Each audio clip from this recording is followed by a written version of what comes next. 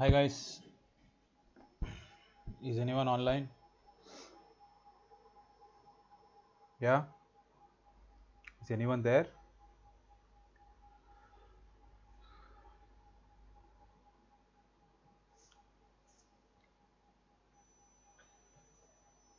Yeah, okay, nice.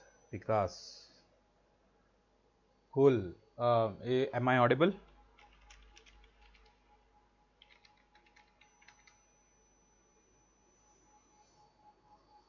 Am I audible, guys?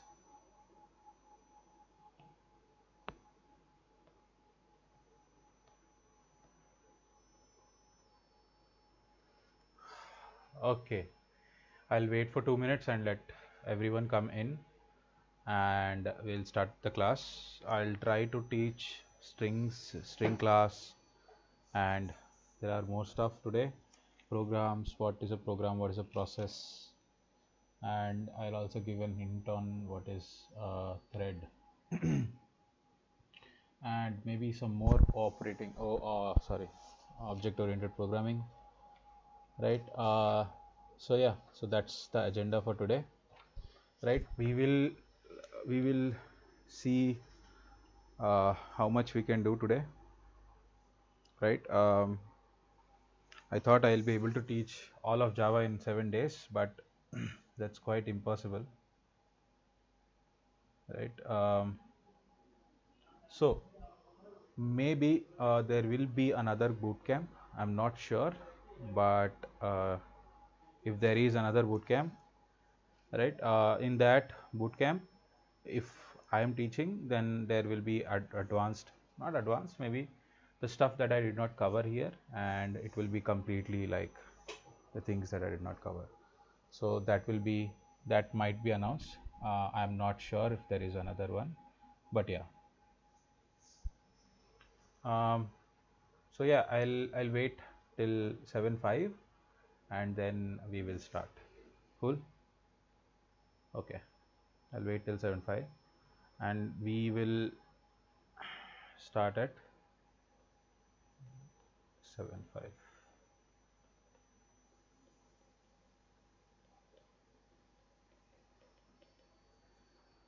Right. Okay.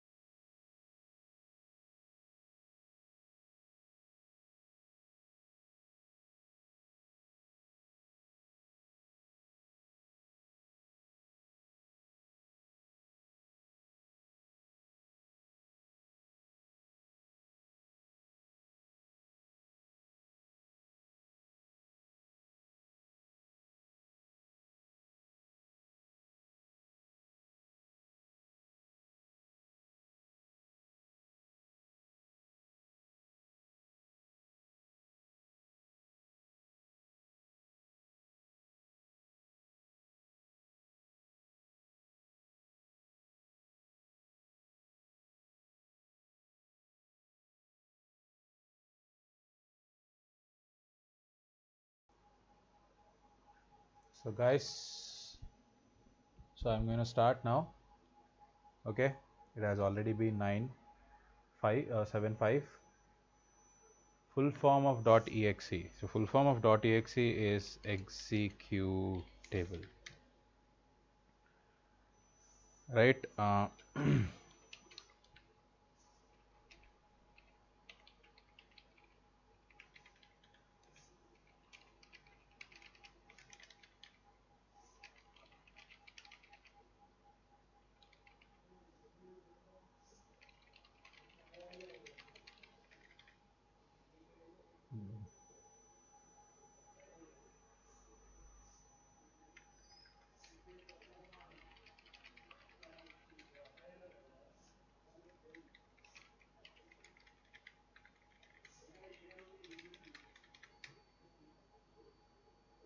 Okay, guys, it has been 5 minutes, so let's start today. Let's start today's class. Okay, so I am audible, right? Just, just hit. Uh, okay, yes, okay. I am audible, right? If I am audible, just put a thumbs up, and I'll start. Okay, right. So today we are gonna see look into what a program and process is, and then we'll look into what string and string classes are, and then we will have some OOP. If time permits, I'll be able to do some string. So today I'm going to discuss. This is a general concept, so this is not related to Java at all. Related to Java, but somewhat it is important. If you don't know this, then understanding OOP moving forward is going to be very difficult. And then yeah, we will learn about strings and string class, right? Okay. So okay, yeah. So in our system, right? We have a system, right? We have a system. What is our system? We have like a PC, right?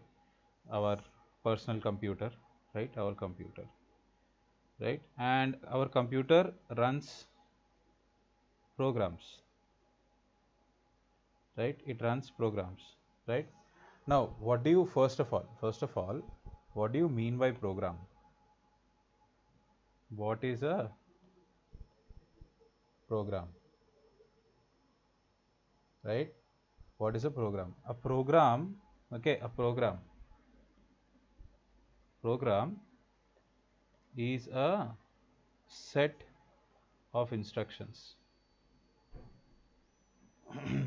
given to a computer and stored in a secondary storage device, right? That is what a program is, right? What do I mean by secondary storage device? Secondary storage device, right? Secondary storage device very simply just means, okay, one second, I'll just make it full screen so that you guys can see it, right? Okay, yeah, sorry. Now yeah, so secondary storage, what is secondary storage device? Yeah, secondary storage device means either a hard disk, HDD, or like your SSD. All of those are secondary storage devices, right? Okay, so basically what I'm trying to say is that program program is something that is in HDD, okay, our hard disk. That is what program is. Okay, now when you put when program is loaded onto the RAM or your main memory. Now what is RAM? RAM is simply, what is it? It is random access memory or your main memory, right? Okay, that is what our RAM is, right? So when program is loaded onto the RAM, right? When program is loaded onto the RAM, then it is known as process. Okay, okay. So when a program is loaded onto the RAM, then it is known as a process. So for example, right, you have your HDD here, right? You have your RAM here, right? And then you have something in between. Then you have your CPU, right? CPU contains ALU and also control unit, right? This is control unit. Okay, and this is arithmetic and logic unit. Okay. Now, so you have your program. What is your program right now? Some add maybe .java, right? Now when add.java is there, so add.java generally it will be taken first of all this program. One second. So first of all this program via Java C is converted to add dot class, right? And this add dot class via JVM is converted to a executable, and this executable runs on a RAM. Now this executable is a, when it is on the RAM process, it is known as a process, right? Now in the process there is obviously some lines of code, right? And CPU is generally also busy on so CPU is generally also catering, or maybe you can say catering to other processes as well, right? So your process will generally go to the CPU, and your CPU will generate your will do the logic, will does the logic execution, okay, and gives back result, right? This is a very high overview, okay? That is what happens in a very high overview, okay? So this is what happens in a very high overview, okay? There is a lot of things in between. So for example, sometimes you will also have cache, right? You will have like a L1 level 1 cache, and then a level 2 cache, and there is a lot of things happening, right? First the CPU will try to find it in the cache. If it does not find the cache, find the required piece of code in the cache, it is called a cache miss, right? Right, if it does not find the piece of code in the cache, it will go and find the piece of code in your RAM basically. And yeah, if it finds the piece of code in cache, then it is called a cache hit, okay, and you will get back the code, right? So basically that's what is happening here, right? So that is how a program a process is. So process is basically something that is in the RAM. Now every process, right, every process has a structure, right? Every process has a structure, and the structure is pretty interesting, right?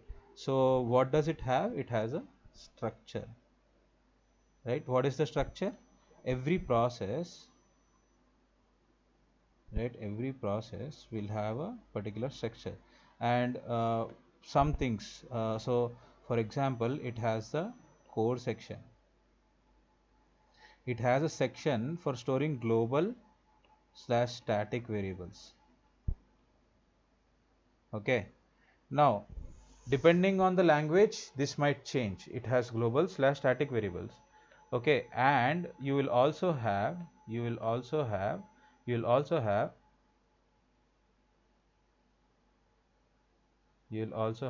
second, you'll also have a stack, okay, and you will have a heap, right? So this portion is a shared memory in a process, and this shared memory is generally also known as a heap, right? This heap, right? So it is also known as a heap, right? Now this stack is a very useful data structure. It's a data structure, right? If you guys don't have an idea on what a stack is, then I would suggest you to take a data structures course, or you would not understand. Generally, a very general idea is that stack, if you have a stack of books like this, right? If you have like a item 1 here, and then item 2 here, and then item 3 here, so on so forth, then to get this item you have to remove all these items first. Remove item n to item 2 to get item 1, right? So that is the reason stack is generally known as stack is generally known as last in first out or first in last out, right?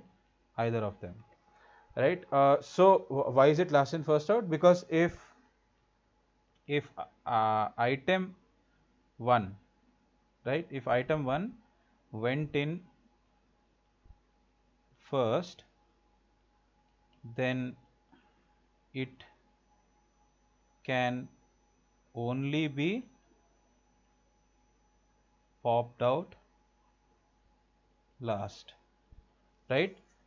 You can see the example very clearly, right? If I have all the items on top of it, right, since item 1 went in first, to remove to get it, you will definitely have to remove all of them, and this is the last item that you'll get back, right? There are generally two operations called push and pop. Now this stack that you see, this particular stack that you see, is generally used for storing functions, storing function calls.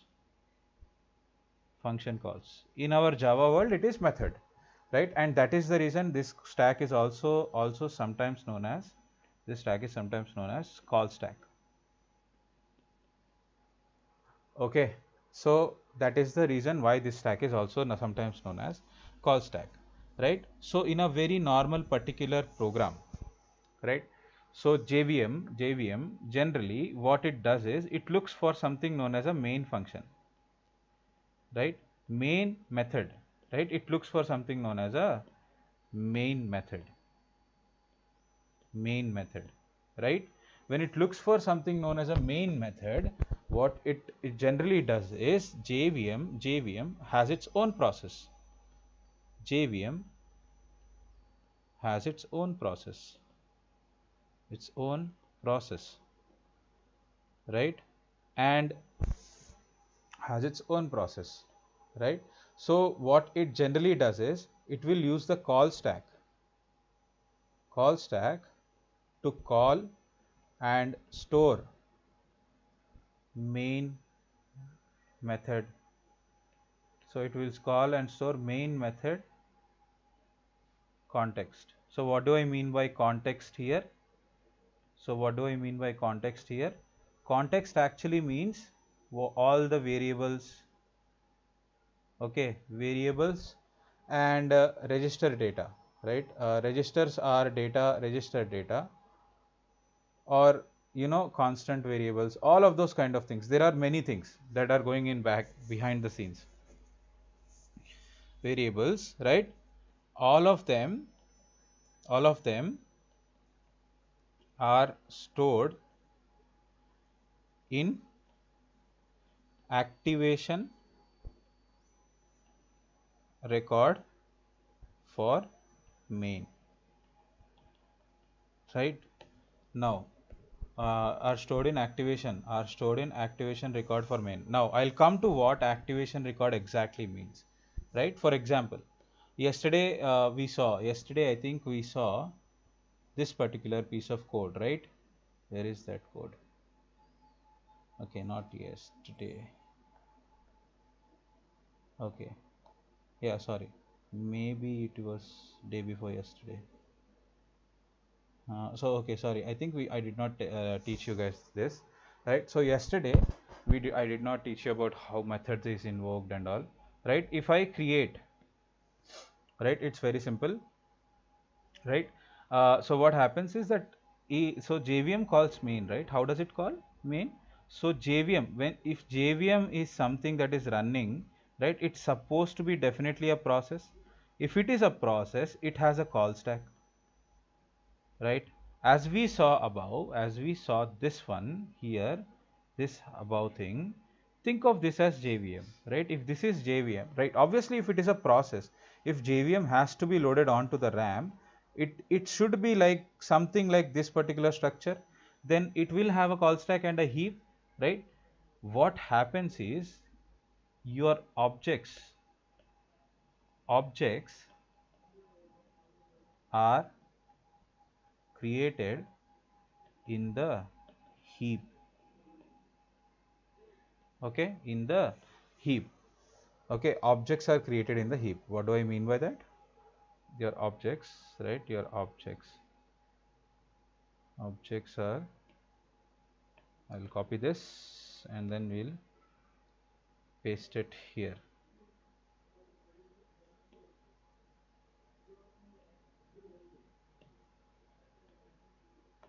Right, your objects are generally created in the heap, this area, this particular piece of place is where heap exists, right?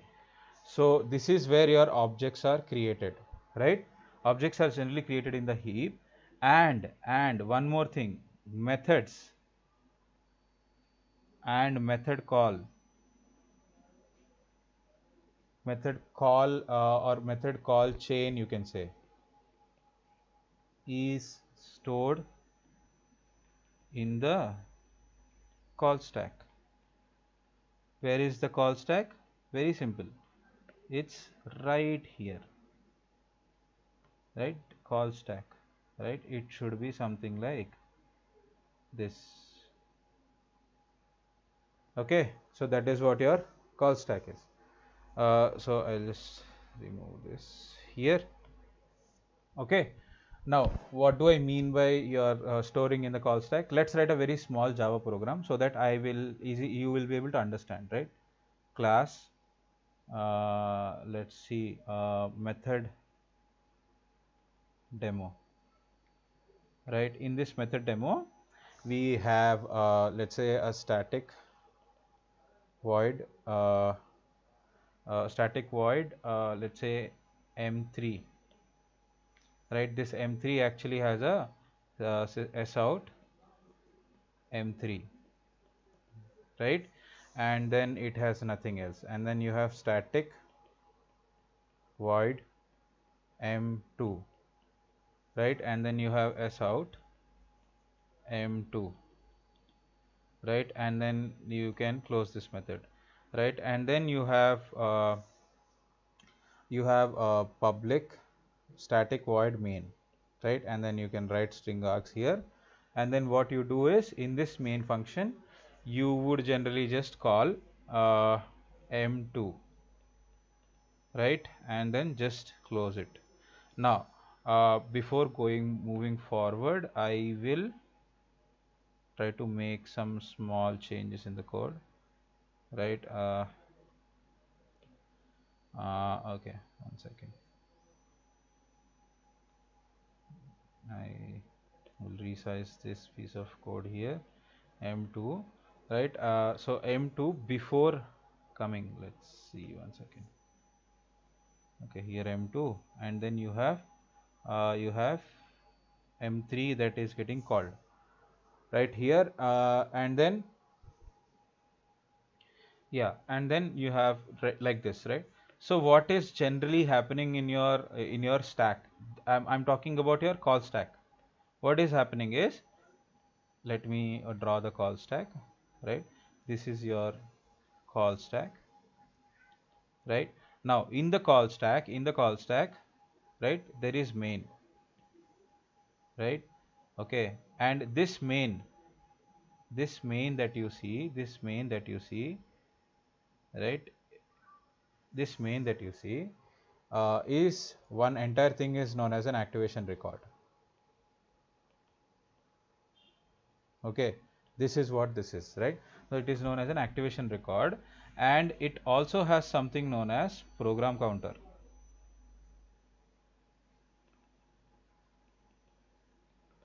Okay, and this call stack always has a top value which is always storing the which is always stored in the stack pointer. Okay, so main is pushed by what particular, so main is generally called by JVM. JVM calls main. What is JVM? Our Java virtual machine.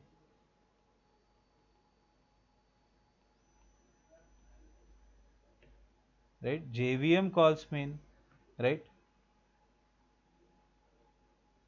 Now when JVM generally calls main, right, main, when now inside main, what is happening inside main, it is now, let's write line numbers inside each particular piece of code. Inside main, what is happening is that main is calling M2. Yes, main is calling M2. Now to make sure that this M2, now after this call, main has to come back, and let's say there are 100 lines here. It will have to start executing maybe, right? And so let's say it has to come back to line number 2. This particular line that you see here will be stored inside program counter before pushing M2 here, right? Before pushing M2 here and updating the stack pointer to point here, the program counter of mains activation record will store line number 2. That's how it knows that when I come back and start execution, the CPU will know that it has to start from line number 2 of this main function. Okay, so now before pushing another activation record, what is the activation record? The activation record is for M2. Now M2's, so main, first of all, before even pushing, main has some data, whatever it has, like it has args data, all whatever data it has, it will have some context data, right? It will have some data, the function will have some data, all of those data will be stored in this activation record, right? And also before even going to M2, it will store the line number that it has to, the CPU has to return, start executing when it comes back, right? Once that is done, then the activation record for M2 is created, and M2 is pushed on top of the stack here, right? And then M2, and now the stack pointer is now pointing to this particular position, right? And then we have our M2, and in M2 we have what is there in M2? In M2 we have line number 1 and line number 2. So as soon as M2 is passed, right, M2 is on the top of the stack, then CPU comes in and it will start executing from line number 1. When it comes and start executing from line number 1, what happens? It sees one more function call, one more method call. When it sees one more method call, what it does? It will go and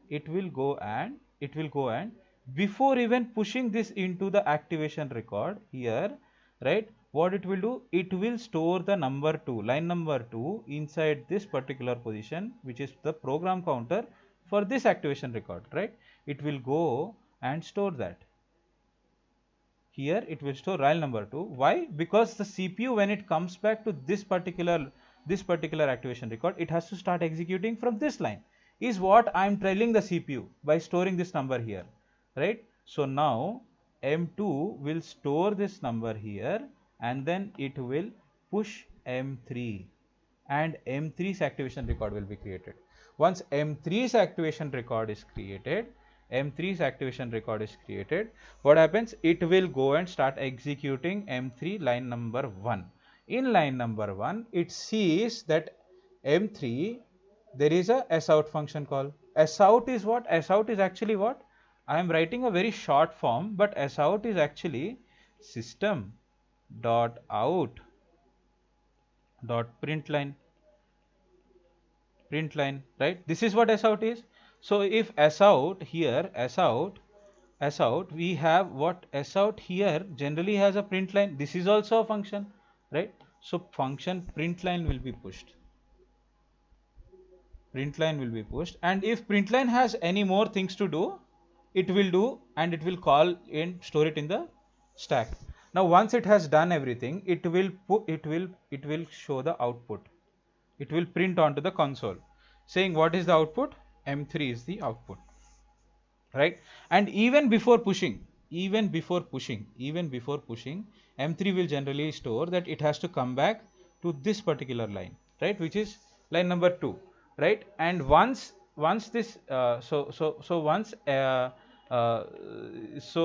once print line's job is done, after its printing is done and all, it will get popped, right? When it gets popped, the stack pointer is now generally pointing to this particular position, right? Now in M3 it has to return to this line, line number 2. Once it returns to this line, it sees that there is nothing here, and then it will go and return where?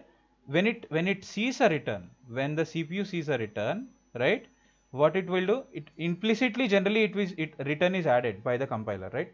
What it will do, it will go ahead and pop this particular M3, and it will now come back to M2. In M2 I see that the program counter is saying that I have to come to line number 2, right? When I say that it has to come to line number 2, it will come to this particular line, M2, and it is again seeing there is a system.out.println, right? If there is a println, it will push println now, right? It will push println. Before pushing println here, it will store line number 3 here, saying that when you come back, when CPU sees this again, it will start executing from this particular line, line number 3 here, right? This particular line, whatever that line is, right? So it will push print line, and once print line is pushed, whatever it has to do, if it calls more, it will keep on adding activation record, and everything will be done, and it will get popped.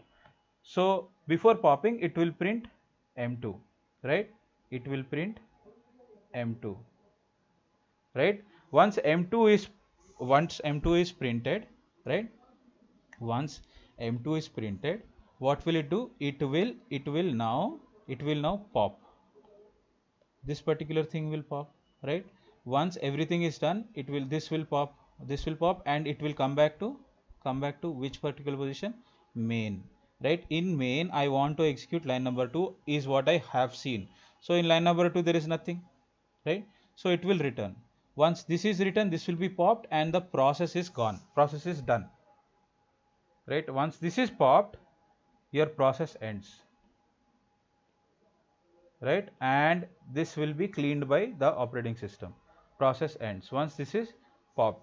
So this is how you see that this is how generally your output is generated using M3 and M2. This is how everything is working internally, right? Now whenever you create an object of, let's say if I create an object of method demo, right, that object is generally created inside this particular heap area, right?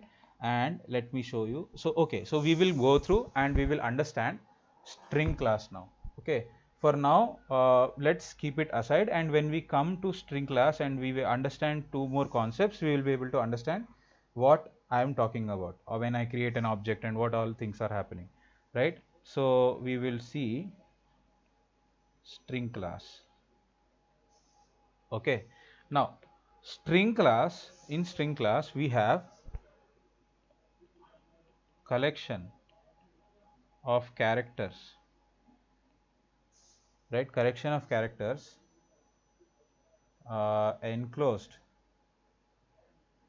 Okay, one second. Collection of characters enclosed in double quotes,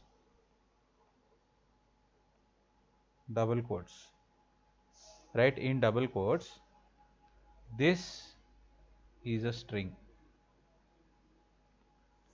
Okay, for example, the examples would be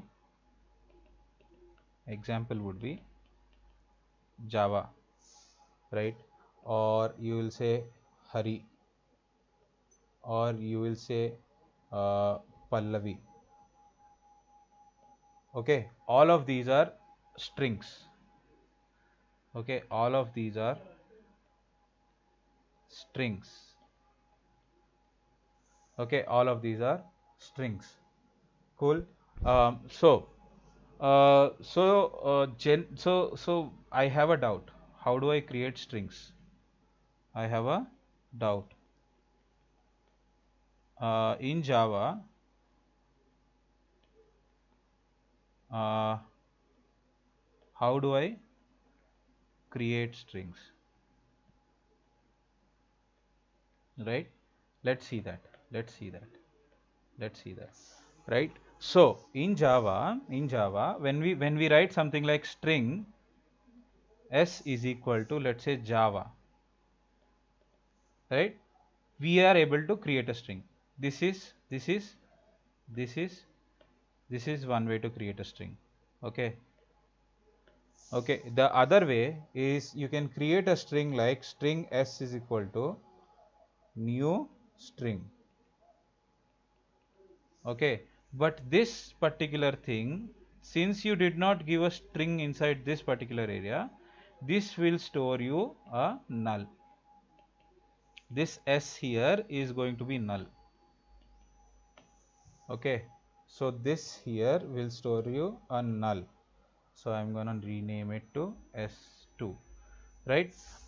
So now, if you don't want that, then you actually have to create s3 or like a string, another string, maybe say new string, and create it as, let's say OP, right? That's how you have to create a string, right? So there are generally, broadly speaking, two ways to create a string. There is one more way, right? There is one more way. What you can do is you can create a character array, right? And let's say name it chars, and then you can create, let's say you can create a character array, right? Characters are just single quoted elements. I can create J, A, V, and then A, right? Once I create this, what I have to do is I have to take this array, okay, take this array, okay, and then give it to the string class. String, let's say str chars, whatever this name is, I can give it to new string. Okay, I can pass in chars here, whatever the whatever is the name of the string, right? So this is this, right? Whatever it is. Cool. Now this is how you actually create a string out of, okay, string out of character array. Okay, so this is a string out of character array. Okay, now that is how you create a string. Now so a very good so you can easily create something like this, and it would be very simple. Now we'll talk about some like predefined methods. Predefined methods for strings. Okay, we will talk about predefined methods for strings. What are some predefined methods? Let's say I have something like string s is equal to, let's say, new string.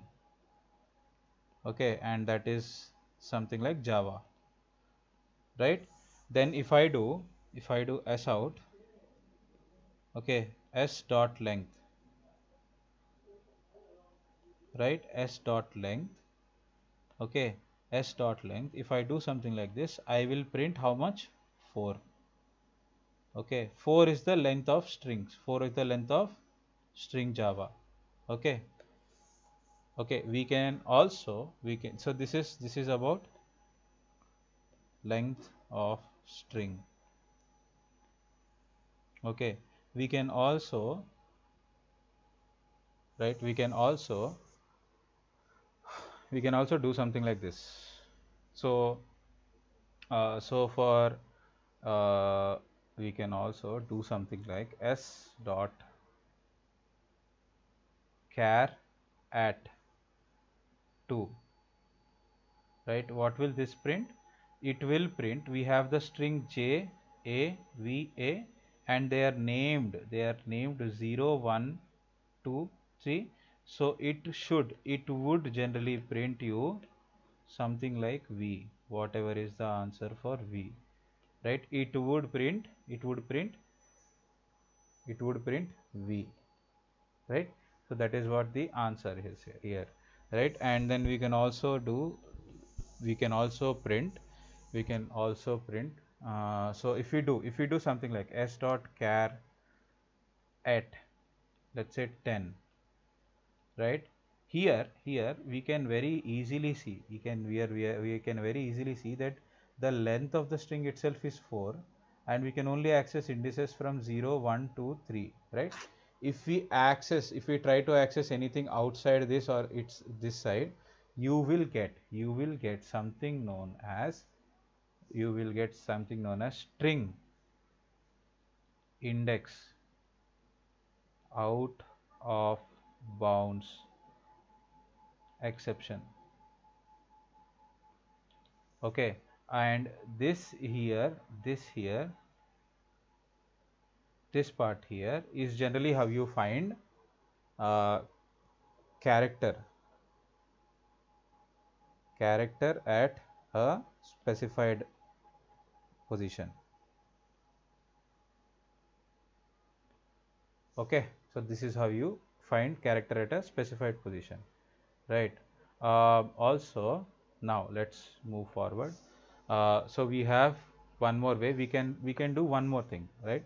Let's say I have string s1 is equal to Java, and if I have string s2 is equal to CodeSprint, right? What we can do is we can create string s3 is equal to s1 dot concat and pass s2, right? And this is s2, right? This is s2. Okay, this is s1 and this is s1, right? And we have created one more string called s3, right? So we can do this, and what will be our output? When I do print s3, our output will print Java code sprint. Okay, instead of this, we can also do something like s3 is equal to s1 plus s2. This also works. Okay, we can also do something like s1 plus s2. So this is same as concat. Okay, so this is all about, this is about string concatenation. This is what is about string concatenation, right? Okay, let's move forward, right? So this is about string concatenation, right? So we can also do something like this, right? Let's see.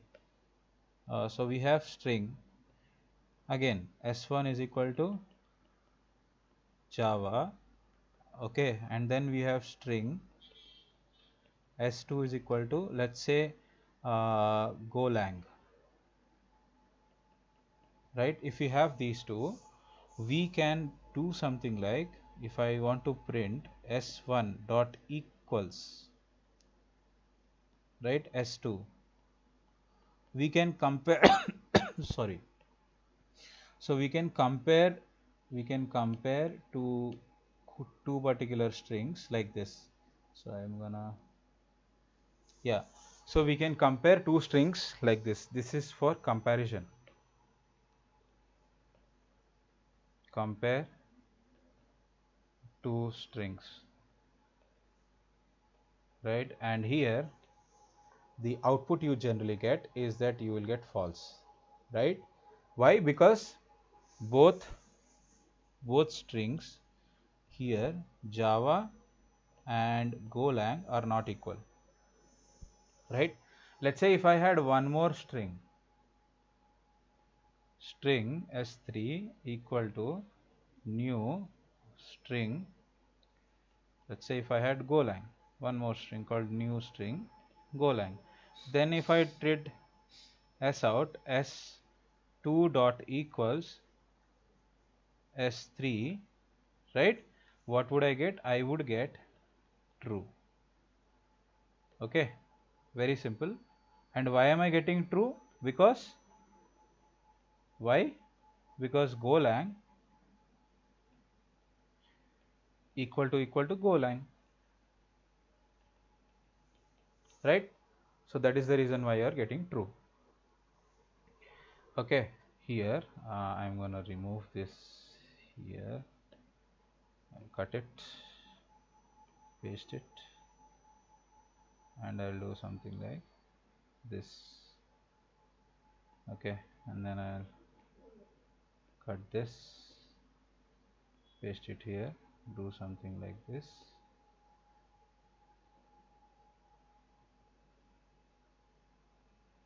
This is how you compare two strings.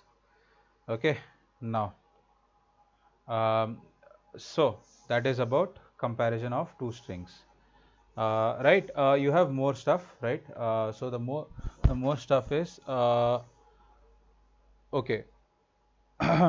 So also here this equals method that you have seen, right?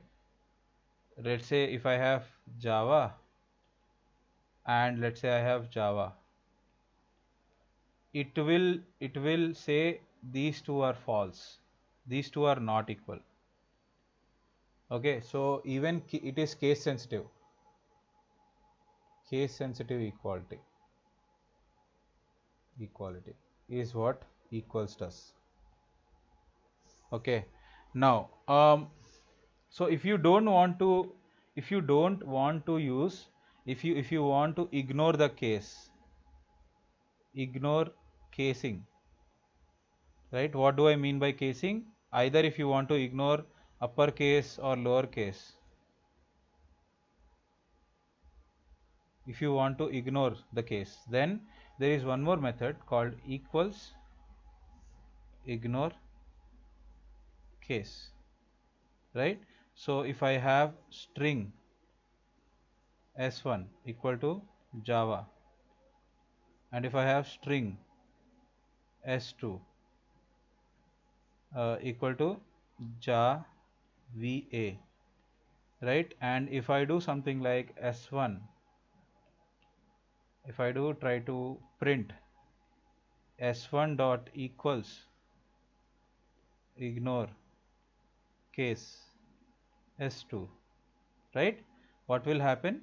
I will print true. Why? This particular thing, this particular equals ignores case literally just ignores the cases. It will do ignoring cases, right? Casing is ignored, right? Java, whatever it is, if the letters are same, right? If their letters are same, then that's fine. Okay, now moving forward, we have one more. We have many more functions. I'm going to explain you. Right? We have string s1. Let's say again Java. Right? If I do s out of s1 dot this particular function, replace. Okay, replace a with z. Right? My output here would be jzvz. Okay, it's very self-explanatory, right? It's basically saying whenever a is there, right, replace it with z, right? That is what replace is doing, right? You can also replace strings, literally complete strings, right? So for example, if I have, again I can do something like s out s1 dot replace. I can replace ja with C++ here in this same thing, and what I will get? C++ VA, right? So that is what I will get. So you can also do replacement of strings. It will replace every occurrence. Of string JA inside this S1, right? If I have Java, Java, Java, Java, right? All JS inside this particular string would replace with C++, right? That is what replace does. Okay. Okay. Now there is one more method. There is one more. So this is all about replace. Okay. Now there is one more method. So not one more, there are some more methods. Okay, these are all useful methods. Okay, you generally use these methods. Okay, let's say string s1 is equal to, let's say, Java language is your string, right? If you have this string, right, so what can I do? You will just, let's say, print. What am I going to print? I am going to print s1 dot substring. Okay, and let's say I am going to pass in 5, right? What would I print? I'll tell you what I will print. I'll print something like language. What exactly is happening here? You have Java lang, one second. You have Java lang wage, right? Here you have 0, 1, 2, 3, 4, 5, 6, 7, 8, 9, 10, 11, 12, right? This is the, if you think about it, of, right, as an array, right? This is a space, and then this is what you actually have, right? This is what you actually have. Whenever you say 5, whenever you passed in 5 here, it will take the substring from 5 and it will take everything that is remaining in the string, and you will get language, right? So that is what it means. So start from 5 and get everything, 5 till the end, right? So you can also do s1 dot substring 0 comma 5, right? What will 0 comma 5 do? It will print Java, right? It will print Java. How will that happen, right? How will that happen? I'll just copy this. Okay, how will only Java print, right? Let's just decrease, right?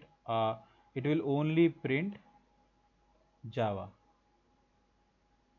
Okay, only print Java. Why 0 comma, actually it will actually also print Java and the space here, right? Why is it only printing still space? Because when I give something like 0 comma 5, it prints from 0 to 5 minus 1 index, which is 0 to 4, right? So substring works like that. So if you give two parameters, right, if you give two parameters to the substring function, the first parameter is from first parameter to last parameter minus 1, it will go and print, it will go and get you that particular substring. And if you only give one parameter, that is the starting index. If you only give one parameter, that particular starting index till the end of the string. Okay, you can omit this, right? If you just do substring of 0, right, if you did not have this, then you will get all the elements in the string. It's basically just saying s1. Okay, so that's what happens. That is what here you are seeing. So this is all about substring, getting a substring, right? There are more stuff. Okay, so yeah, so we can do something like, if I have s1 equal to, let's say, Java CodeSprint, right? If I have something like this, right, what we can do is we can print s1 dot to upper case, right? We can do to upper case, right? What will it print? It will print Java code sprint. Okay, that is what it will print. Okay, Java code sprint. Basically this is used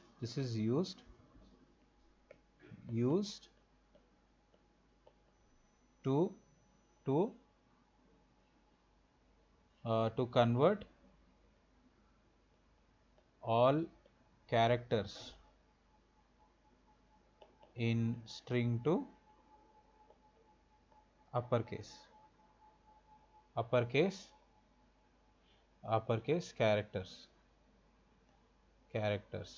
Okay, so that is what it is used for, right? So in the similar manner, right, let's say we have something like string s2. Okay, and string s2, right, string s2 is something like Java, say code, let's say code sprint, let's say code sprint, something like this, right? Then what happens is, if we give if you do s out of s2 dot to lowercase, right, then you can print Java, sorry, not this, then it will print very simply this particular piece of code, not piece of code, this particular string. Okay, I can remove this, right, and I will, one second, color this red, right? So that is what it will print. Okay, so it will print Java's code sprint. It's the opposite of what uppercase is doing. So opposite of uppercase, now it will print everything in lowercase. Okay, very simply that is what will happen. So this is upper and lower casing. Okay, so that is what is happening. Okay guys, right, so we have more functions to cover, right? Okay, so these are all very important things. You generally would use them in the production code. You would generally also use them everywhere. Whenever you are using Java, these kind of things will help you if you know them, right? So let's say I have so moving on, if I have another, let's say string s1, right, if I have something like string Java and then let's say language, okay, and then it is something like this, these are all spaces here, right? These are all spaces. There can be a tab or space, whatever they are, right? So whatever they are, there can be a string like this, right? So what we can do is, to remove these spaces, right, we can do something like s1 dot trim. Okay, so this particular thing will remove all the leading and it will remove all the spaces in this particular area, and sorry, one second, it will remove all the spaces in this particular area and this particular area, right, in this particular area and in this particular area. So the output here is Java and then language, right? It will never touch the, okay, in between spaces are not removed, removed by whom? Removed by trim. It will remove only leading and trailing spaces. That is what I mean, leading and trailing spaces. Okay, so that is what I mean. Okay, what are leading and trailing? This is the leading space and these are the trailing spaces. Starting and ending traces spaces, you can understand it like that. Okay, so that is all about trim, right? So this is about trim. right? So you also have one more, so I'll have two more functionalities, and then you can go ahead and look into string class, so you can easily understand that a string s1 is equal to Java, right? And if I want to get let's say s1 dot index of let's say a, right? My answer here would be 1, right? Output here would be 1. What exactly is happening, right? Let's see it little closely, right? We have j a v a, right? We have this, right? And the numbers here are 0 1 2 3. This is the index, right? If we have something like that, right, then we want the index of a, we want the index of character a in this particular string s1, right? When you use index of, it starts looking for the character from left to right, okay? And once it gets the character, it will return the index of that character, which is 1, right? That is what it is doing. So that is the reason you are getting this particular answer, okay? Okay, starts looking for character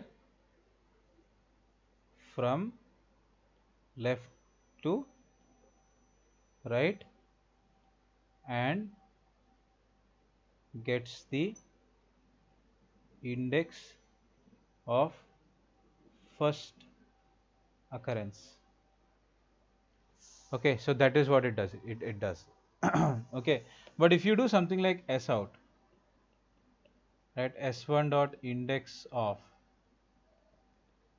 right, index of let's say x, in the same thing, you would generally just get -1. Okay, -1 represents that character is not available, is not in the string.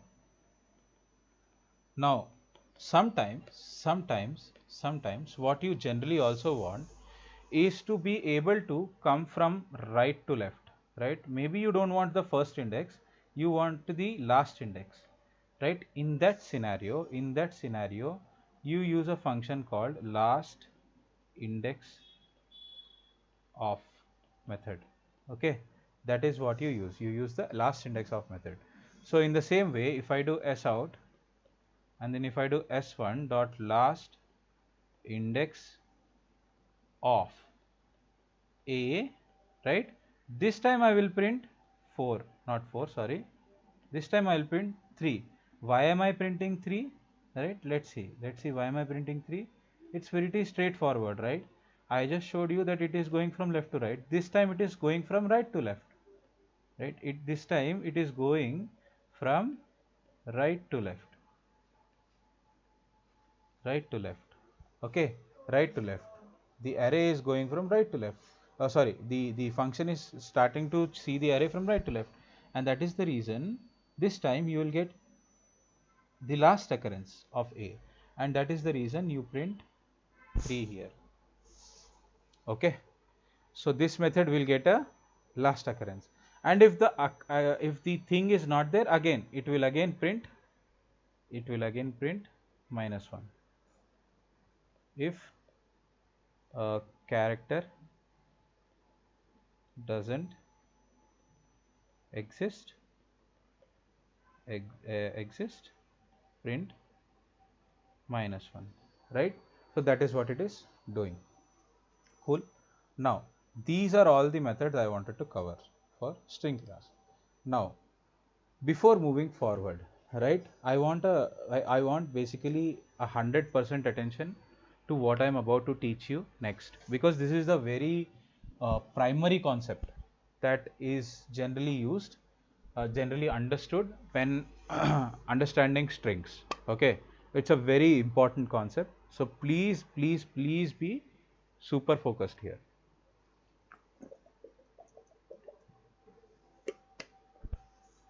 Okay, So yeah, now I'm going to talk about something known as string immutability. Okay, I'm going to talk about string immutability. Okay, so let's see what this actually does. So okay, so whenever you create something like string s equal to new string, let's say I create string called Java, right? Whenever I create a string like this, okay, what actually is happening behind the scenes? Okay, what is happening behind the scenes? What is happening behind the scenes is what we will understand here. Okay, so so let's say I create the string. What is happening is s so this particular string that you see here, okay, is created in something known as the heap area. Okay, what do I mean by that? So what I mean is that if I have the s, which is this particular reference, right? This reference is s, right? This s, okay, is pointing to something known as this Java. Yeah, yeah. So that is what has happened till now. Now if I do s dot concat and let's say I do language as the concatenation, what is happening is this particular Java that you see here, right? This is not changed at all. Okay, not changed because of this, right? It is not changed. Java internally creates a new string, which is which is which is what which is Java language. Okay, and this will have a separate memory.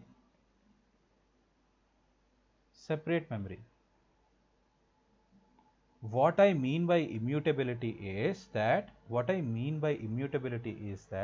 once you have created a string called Java, right? If you concat or if you try to change or remove anything from it, this particular thing still remains in the memory.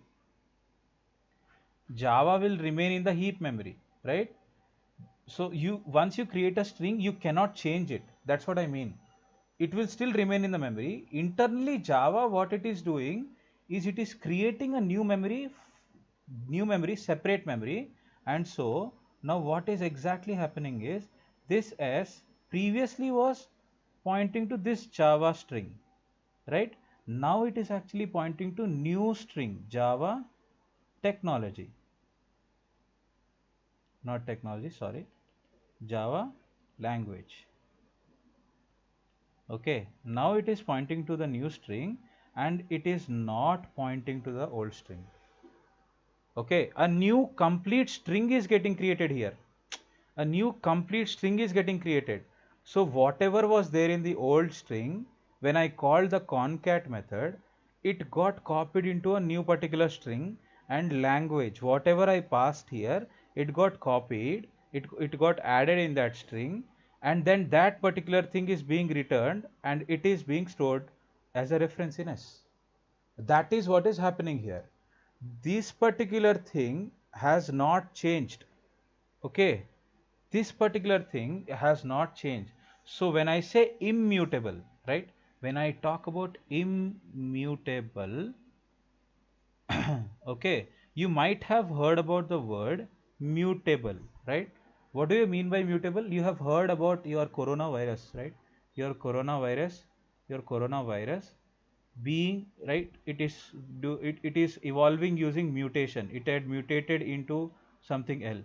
What do I mean by mutation? Mutation is generally change, right? Let's say I am the virus, right? If I am the virus, I am going to change myself. Let's say I want to remove this element, add something else, right? I can change it. Immutable means no change. Immutable means the opposite of mutable. Mutable means you can change something. Immutable means you cannot change it. No change, right? Mutable means you can change something. So Java by default is immutable. Java strings are by default immutable. That means that you cannot change this Java, whatever this string is. If you concatenate or do anything, right, you cannot, so you cannot even go and say s, you cannot do s of 3 equal to x, right? You cannot do this. This is not possible in Java. You cannot do something like this, okay? Especially with strings. So that is what immutability is, right? That is what immutability is. Now, regarding this concept, there is one more thing, right? There is one more thing. Okay, so so before even going forward, right, we will do some simple things, right? We will do some simple things. What are we going to do? Okay, we are going to do some very simple things. What are we going to do? Okay, so let's say I have string s1 is equal to Java, right? And then I have string s2 is equal to language, okay? Or maybe okay, so let's just do not s2, okay, yeah, let's just do s1 is language, and then s1 is equal to, let's say, s1 dot concat, okay, s1 is equal to s1 dot concat language, right? Now let's say I have one more string s3, which is now equal to Java. Now what exactly is happening at every line? Let's look at this very carefully. Please listen to me, guys. This is very important. This is generally asked in a lot of interviews. What exactly do you mean by string immutability? This is asked in a lot of interviews. So when you say Java, what is happening is it creates a, it is doing s1, and s1 is now pointed to Java. Nice. That is very nice. Now when you do, when this line executes, what is happening? What is happening? S1 is now pointing to Java language. Okay, Java language string. It is now having, it is now holding this, right? So previous one got removed. When it previous got one removed, okay, previous one got completely removed.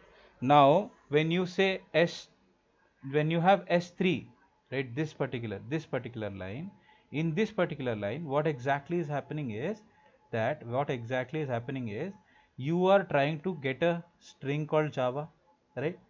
But that Java is already here. So Java, what actually it does is, internally it will maintain whether a string is already created or not. If that particular same string is created, what it will do is it will give that same string value to both s1. So s1 has already been pointing to Java language now. So Java is already available in the memory. So s3 is now pointing to Java because it was already available. You don't need to create a new Java string or something, right? So this is already available. So s3 now points to this. So after all of this, your memory would look something like s1 will point to Java language. Okay, it will point to this particular, it will refer to this, and s2, not s2, s3 will refer to Java. Okay, and this Java has only been created because of this particular line, right? And it was in the memory. It was, this particular thing was already in the memory, and so s3 got assigned to it. So So now if you actually, let's say you do so let's say you do how do I say, so okay. So what actually happens is, okay, now if I do want to check equality, right, let's say if I have a string s1 equal to Java, right, and if I have string s2 equal to Java, right, if I do s1 equal to s2, what do you think I'll get? What do you think I'll get? Let me share my screen and let's see what we get. Okay, let me share my screen and let's see what we get. Okay, I will share my screen and I will open VS Code.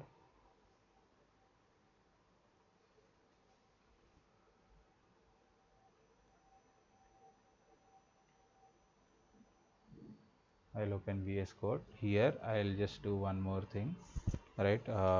String equality demo dot Java, right? I'll create this and let's just write some piece of code here, right? I'll just write class string equality demo.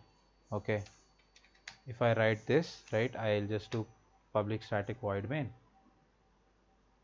I don't need metals. Okay, I'll just do public static void main and I'll try to write main, right? Okay, I'll write main and then I'll try to use true strings s1 equal to Java, right, and I'll do string s2 equal to Java, right. I will uh, print, right, what will I print? I'll print s1 equal to s2. Let's see what actually happens here. Okay, let's go to the terminal. Okay, let's go to the terminal. Okay, here I'll just do Java C, or I'll not go to terminal here. I'll just open a PowerShell. I'll just open a PowerShell. Okay, because PowerShell is just easier to use. So I'll just do go to my D drive, go check what is there. There is practice. It is inside my practice. Okay, I'll just go into practice and then now type in this. 1 second.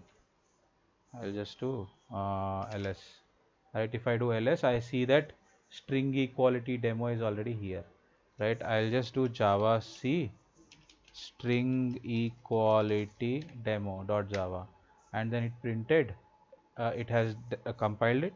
I'll check ls again and this, okay, 1 second, let me just clear. I'll just do ls again and this time I can see that the class file got generated, right. Now if I do string, if I want to run this, I'll just do string equality dot string equality demo. Could not find main class. Okay, 1 second. Right, it is showing true, right, it is showing true, right. These two are actually equal. What do I mean by these two being equal? I'll tell you. What do I mean by these two being equal? I'll tell you. Let's move back. Let's move back to my iPad, right. These two, what do I mean by these two being equal? Okay, I'll tell you. Right now, behind this there is one more concept. So Java has weirdly called this a string constant. Okay, Java has called this a string constant, and to store string constants, okay, Java has something known as string constant, okay, pool. Okay, string constant pool. So whenever you create a string, like this or this, what is actually happening behind the scenes is, Java has a SCP, and you also have the heap memory. Java has the SCP and the heap memory. So whenever you create a string like this, the thing that is happening is S1 is first Java is created inside this string constant pool, right? And here as well, this particular thing, since it's Java, if you do S2 equal to Java, since it is already there in the string constant pool, and when I said this is string constant, right, this is a completely string constant, right, this is now S2 will now be created and it will refer to the Java that is already there. And now you are comparing S1 and S2. You are comparing the equality between reference S1 and reference S2. You are not comparing. So S1, so this Java string has been actually created at some particular memory area, let's say 5234, right? So now when I say S1, I mean 5234. I mean 5234. So we are now checking reference equality here. When I do equal equal, it is checking reference equality, right? It will checking where exactly Java in the memory is being stored. This particular string is being stored, right? So that is what is happening. But let's say if I do something like string S1 is equal to new string, let's say Java. Okay, and if I do string S2 is equal to new string one more Java. Okay, now if I do something like S out S1 equal to S2, okay, I will get false. Why? Why? Why? This is extremely confusing, right? This is extremely confusing, right? Why is it extremely confusing? Because I just added new string, that's it. Both are creating strings. What is happening? Nothing is wrong, right? The problem here is very simply, okay, one second. I just created two strings, so there should nothing be wrong, right? So what the problem here is that here when we use new, Java is creating it in a separate, I told you we have SCP and we have heap. What is SCP? Our string constant pool. So whenever it sees new string Java, first of all, since this particular Java is a string constant, right? This itself is a string constant, right? If it is a string constant, it will go ahead and create the required object, whatever this required object is in SCP string constant pool, and it will also create the same object inside heap. Okay, but since we are using new, okay, we are using new, because of the new keyword, it gets created in the heap. Okay, and it is given, let's say 5563, whatever is the memory area, right? S1 will now point to this. Okay, also in the second line we have new string Java, like this same, right? Here again Java would be created. Okay, and S2 will point to this, and this particular area we will have like 57342, maybe whatever, wherever it gets created, whatever this S2 refers to. This is a memory area for this particular string, right? So this is what is exactly happening. Now this time once you created Java in the string pool, the second time you won't create it because it is already available in the string constant pool, right? This is the string constant. Because of this string constant being mentioned here, it was created in the string constant pool.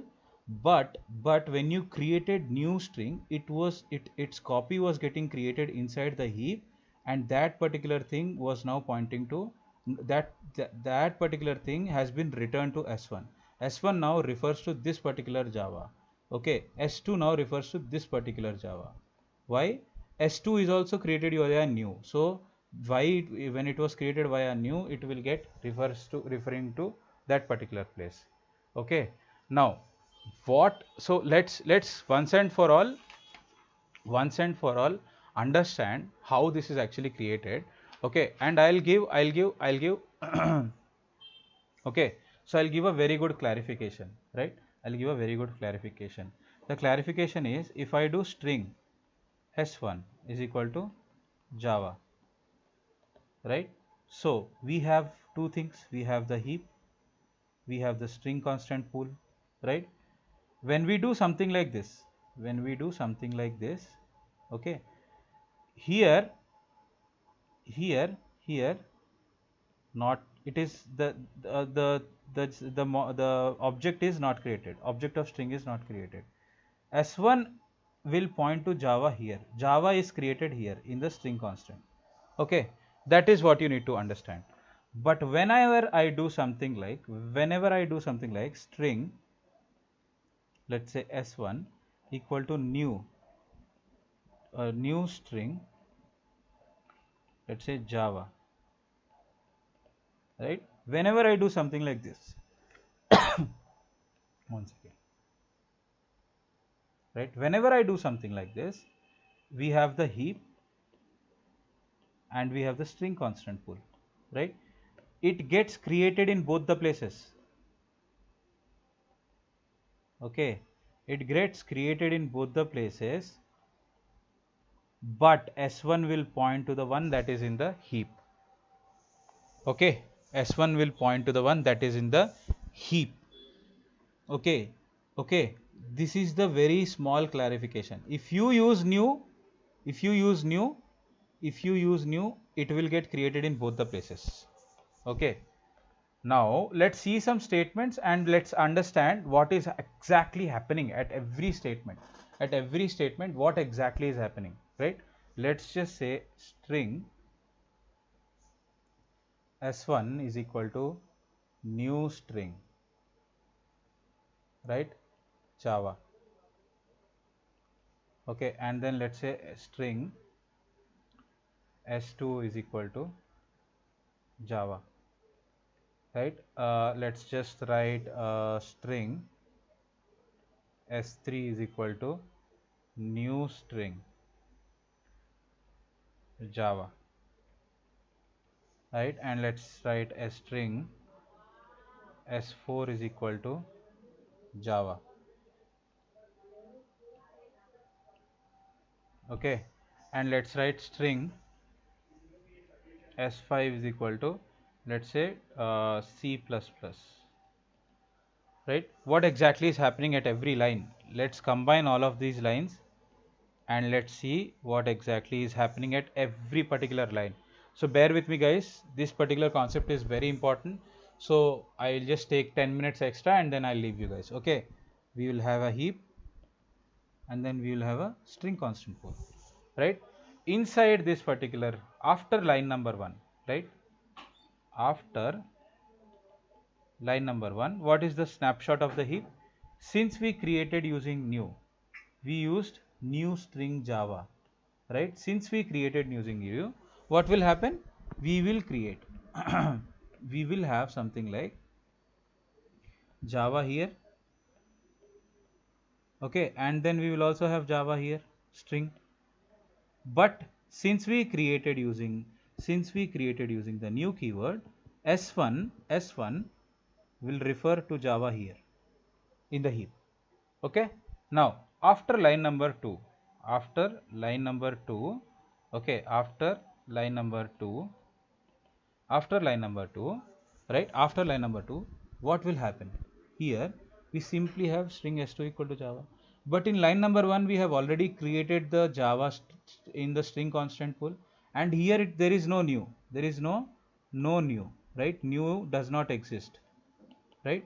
So this Java is already available in the string constant pool, right? If it is available in the string constant pool, what will happen is s1 is still pointing to the Java in the heap, right? But s2 is now pointing to Java in the string constant pool, which is this particular one that was already created. Okay, now after line number 3, what is happening? Let's see again. After line number 3, what is our memory looking like? Right? I know this is complicated, this is hard to understand, but this is how Java is internally maintaining strings, and it is very difficult to understand until and unless you understand what is immutability. If you don't understand immutability, then you cannot work in production environments. Okay, so please understand this. Okay, now whenever we have S3, right, S3 equal to new string here, now line number 3, what is happening? I have already created the string constant pool Java, right? I have already created one. So here only once will be created. It will not get created again and again, right? Once I have done this, I will again create a new string called Java, right? I will create a new string called Java, S3 is pointing to this, S1 is pointing to a separate copy of Java, right? These two are at different locations, 5 2 3 4 5, and this may be 6 2 5 5 6 3, whatever this location is. And previously whatever S2 was pointing to, here it is still referring to that particular string Java, okay, in the string constant pool, right? So this is what has happened after line number 3. Okay, now after line number 4, what is happening? Let's see. After line number 4, this particular line, we have S4 equal to Java. Now S4 is simply equal to this particular string called Java. This particular string called Java is already available in the string constant pool, right? And this is not created using any new, is not here. There is no new here. When it is not created using new, there is nothing will be created in the heap. It will not be created in the heap. So it will have to go and check in the string constant pool. And if this particular string is already created in the string constant pool, now S4 will also, so I'll just do whatever is the snapshot, right? Whatever is the snapshot, I'll just copy this. Okay, I'll just copy this, right? And now S4 will also take part in the same thing.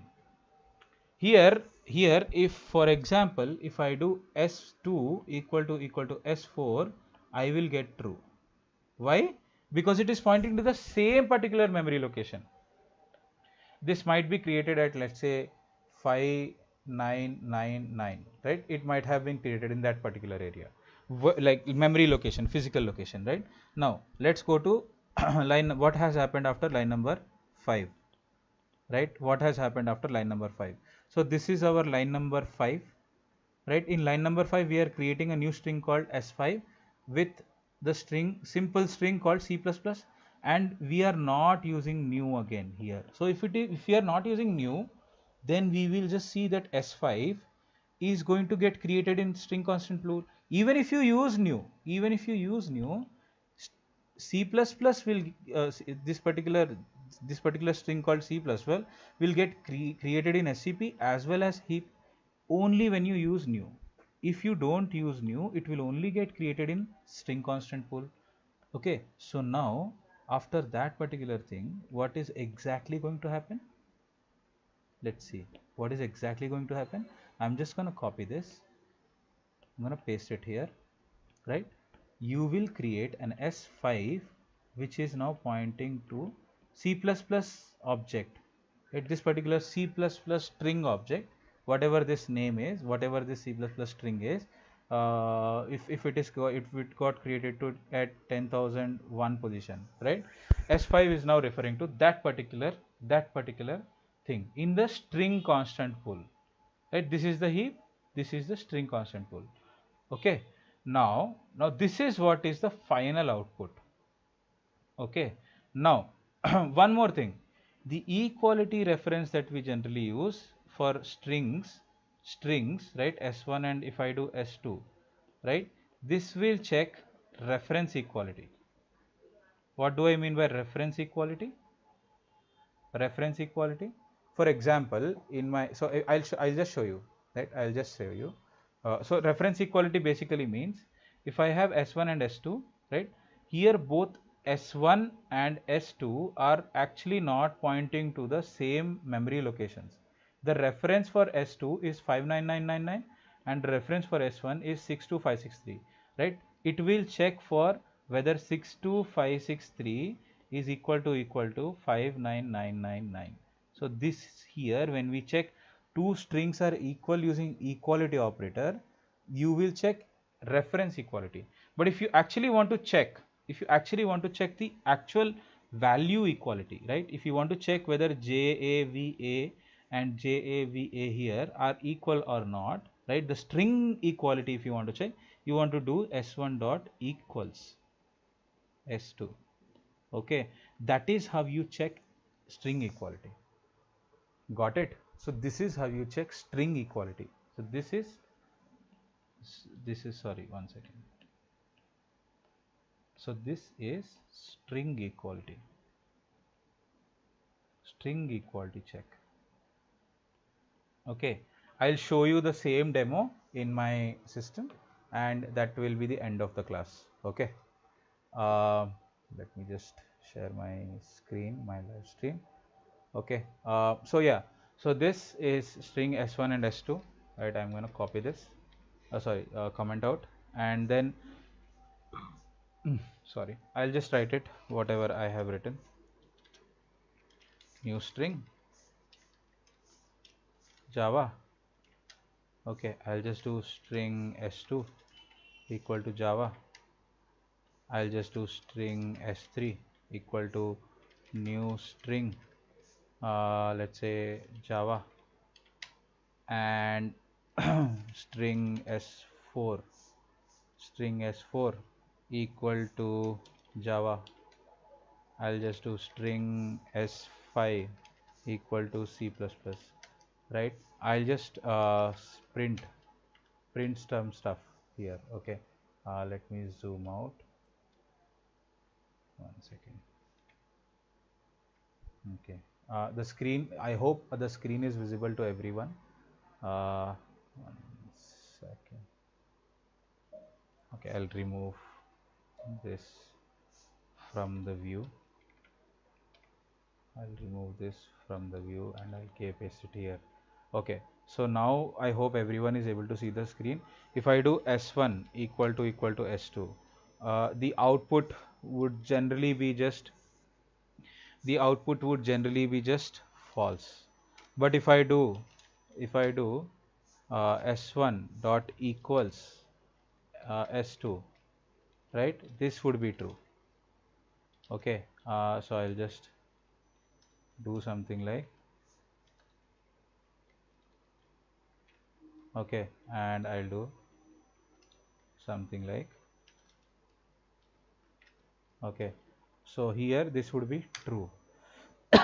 Okay, and if I do print, right, if I try to check if S2 and S4 are equal, right, this would be true. Okay, because the references are same. And let's say I want to check if S4 and S2 again, yeah, S2 and S4 are equal using the equals method. S2 and S4 are equal, you will again get 2 here. One second, I'll just do something like this, and then here S2 and then S4 and then S2 and then S4, you will actually get true. Okay, in the same way, if I do something like, if I want to check if S1 and S3 are equal, so S1 equal to S3, right, what is the output we will get is S1 equal to S3. Here we will get false. Why would we get false? Because they are created using new, and they will this one and this one, they will definitely point to separate locations, and obviously S5 and S4 are not equal. So if I just print S out, S4 equal to S5, right, I'll just get simple false, because their memory locations are not equal, right? So if I just try to run this, let's go to this particular thing, and if I do ls,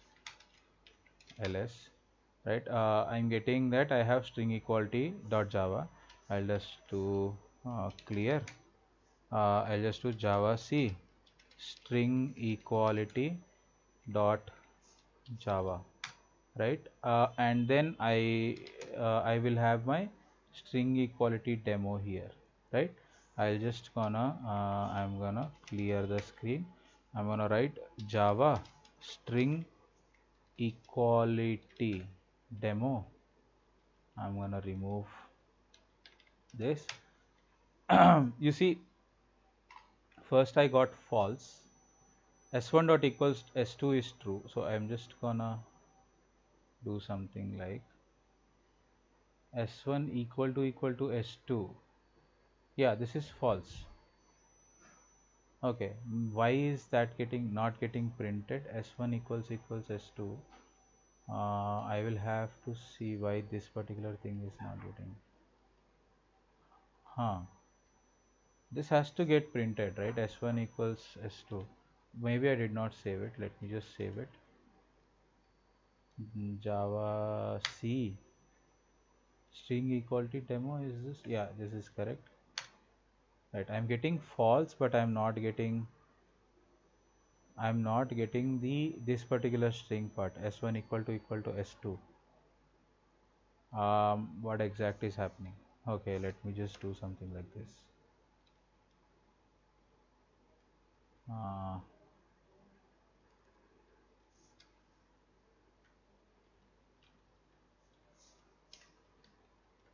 Maybe this time it will. Right, yeah, so it is working. So I just had to tweak the code a little bit.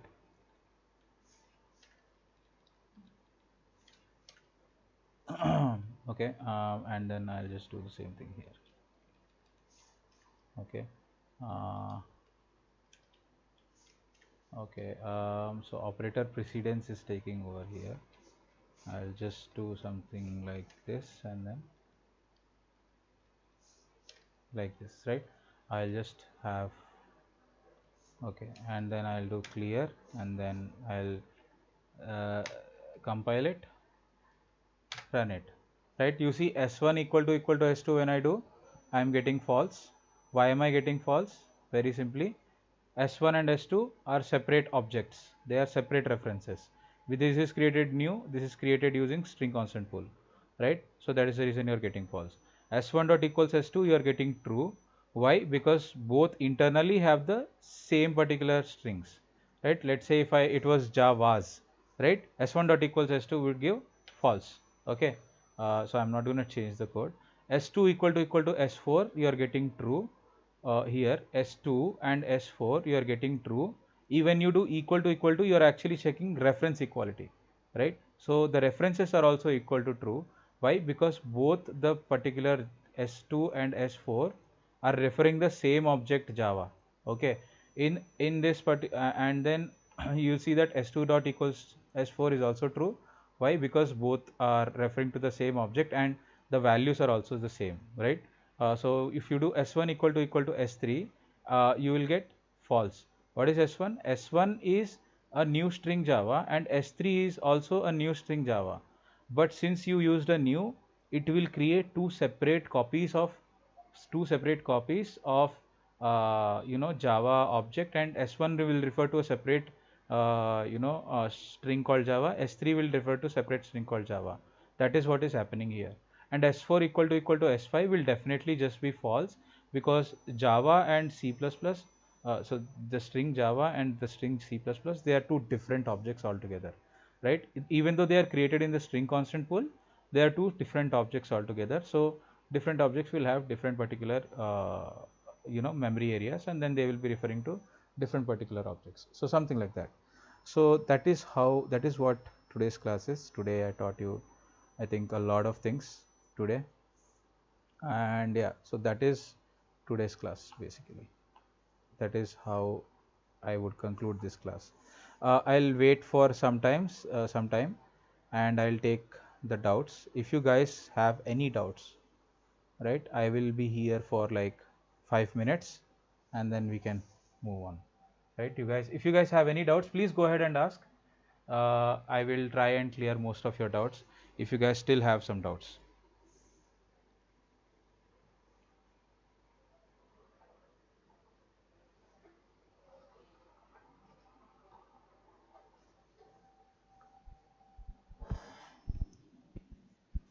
Hello? Do you guys have any doubts? Let me know if you guys have any doubts. And also I'll just I'll just paste the attendance link right now. 1 second, just wait for a few seconds. I'll just paste the attendance link. Okay. Let me see where that link is. Okay, so today is day 5, right? Yeah, I'll just paste it.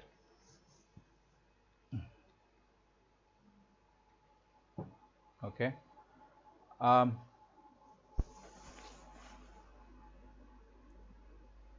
Yeah, Kavya Jagannathan. It's a pleasure. It's always nice to teach. Yeah, I find it very nice to teach, and if sometimes I go into depth, but it is impossible to understand these kind of concepts without going into depth. So yeah, I think today's class went into a lot of depth, and yeah, but I think it was necessary, and I guess most of you found something nice out of this class, right? Most of you might have found something nice or like something important. This concept is generally asked in an interview, like a lot of times. It was even asked to me recently. So that is the reason I tried to, explain you this concept as much as possible, as slowly as possible, because this is a very important concept. Okay. Yeah, cool. Do you guys have any more doubts? If you guys have any doubts, I'm there for like next 2 to 3 minutes. If you guys have any doubts, go ahead, shoot the questions.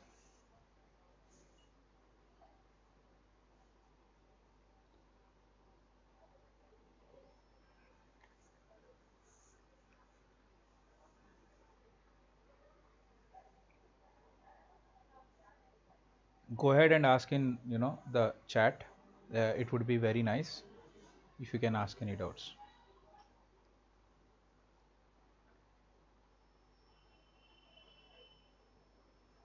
I guess everyone understood what I was telling. I don't know. Maybe everyone did not understand. Yeah. Okay. Okay. I guess I'll just stop the stream. Right. I am assuming if you guys have any doubts, you guys can obviously DM me on WhatsApp. If you have any doubts, you can DM me and you can explain. You can ask me whether I'll be able to try, and I'll try to get back to you and you know answer your doubts. And please don't forget to subscribe this channel, CodeSprint. Okay. They have been an excellent team, and yeah, and this is my LinkedIn. I'll plug it in my particular in the notes. I'll just put my LinkedIn on the notes so that you guys can view these notes. Okay, my LinkedIn is linkedin.com/INCHSRIRAM.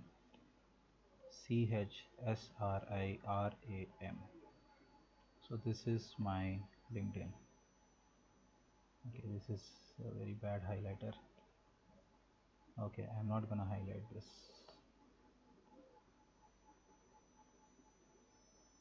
Okay, this is my LinkedIn.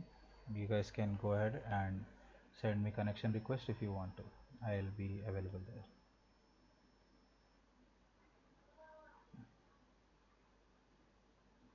Cool. This is my LinkedIn. Yeah. So guys, I'll take my leave for today. Hope you guys had fun. It was a little longer class, but yeah. Bye. Thank you guys. Subscribe. Bye.